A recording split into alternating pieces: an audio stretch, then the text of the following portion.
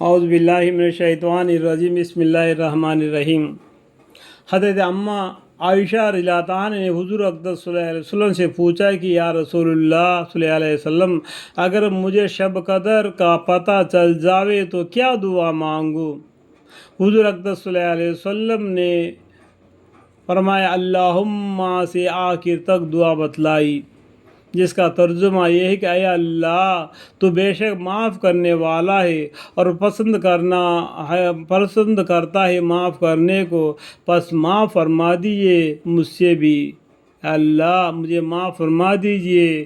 معافی کا دعا مانگنا بہت ہی نہایت اچھا ہے۔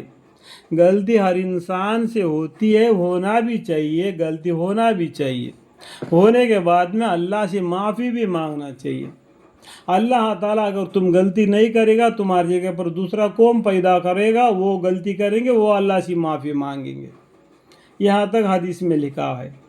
تو انسان سے غلطی ہو ہی جاتا ہے، ہوتا ہے، ہونے کے بعد میں اللہ کے سامنے توبہ استغفار کرنا۔ میں کیا اماں عائشہ رضی اللہ عنہ نے کیا بولتے ہیں کہ پیغمبر صلی اللہ علیہ وسلم سے پوچھے انہوں نے، شب قدر کا پتہ چل جائے یا شب قدر کے راتوں میں عبادت کرنے لگے تو اس ٹائم پر ہمیں اللہ سے کیا دعا مانگیں گے؟ تو اس کا ترجمہ بتاتے ہیں، اس طریقے سے دعا مانگیے، اللہ تو بے شک معاف کرنے والا ہے، اللہم اغفر لی، اور پسند کرتا ہے معاف کرنے کو، الحمدللہ، پس معاف فرما دیجئے مجھ سے بھی اور میرے پورے خاندان وسیلے کو بھی معاف فرما دیجئے۔ نہایت جامع دعا ہے کہ اللہ تعالیٰ اپنے لطف و کرم سے آخرت کے مطابق سے معاف فرمایا مر دے، تو اس سے بڑا کر اور کیا چاہیے؟ دنیا کی چیز یہ کی یہ رہ جاتی ہے، خالی ہاتھ آ گیا، خالی ہاتھ قبرستان میں چلے جاتا ہے۔ جو نام اعمال لے کے اللہ کے سامنے کھڑا رہتا ہے، اس ٹائم پر معافی کا دروازے کے علاوہ کوئی نہیں، تو اس ٹائم پر معافی مانگنے سے کچھ کام نہیں چلے گا۔ اس لیے حیات زندگی میں معافی مانگنا چاہیے۔ مانگو یم کا تعاد پذیر، کلم عفو برکنا ہم کش، الحمدللہ۔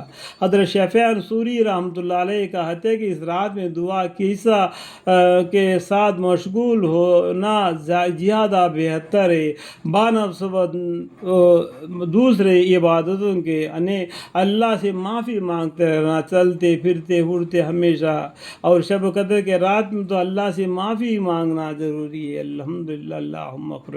ابن رازی رحمۃ اللہ علیہ کہتے ہیں کہ صرف دعا نہیں بلکہ مختلف عبادت میں جمع کرنا افضل ہے۔ صرف دعا ہی کرتے نہیں رہنا بلکہ قرآن کریم کی تلاوت کرتے رہنا، ذکر کرتے رہنا، نفل نمازوں کو پڑھتے رہنا اور دعا بھی مانگتے رہنا، سب کو شامل کر دینا، ٹھیک ہے؟ مثلا تلاوت، قرآن شریف کی تلاوت پڑھنا، نماز پڑھتے رہنا اور دعا بھی مانگتے رہنا، اور مرکب وغیرہ سے مراقب وغیرہ، اس لیے کہ نبی کریم صلی اللہ علیہ وسلم سے یہ سب عمار منقول میں ہے، یہی قول زیادہ قریب ہے کہ سابق احادیث میں نماز، ذکر کا وغیرہ کسی چیز کی فضیلت گزر چکی ہے، یعنی نماز کا، ذکر کا بہت سی فضیلت ہے۔ ذکر کرنے والا زندہ ہے، نماز پڑھنے والا دین اسلام کا جھنڈا لے کے ہاتھ میں کھڑا ہونے والا ہے۔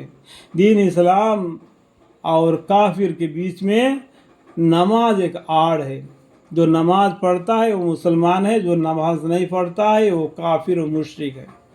اللہ تعالیٰ ہمیں اور آپ کو قرآن کریم کی تلاوت ادا کرنے کی، نماز پڑھنے کی، ذکر کرنے کی، اللہ سے مغفرت کی دعا مانگنے کی توفیق عطا فرمائے، آمین ثم آمین، والحمدللہ رب العالمین۔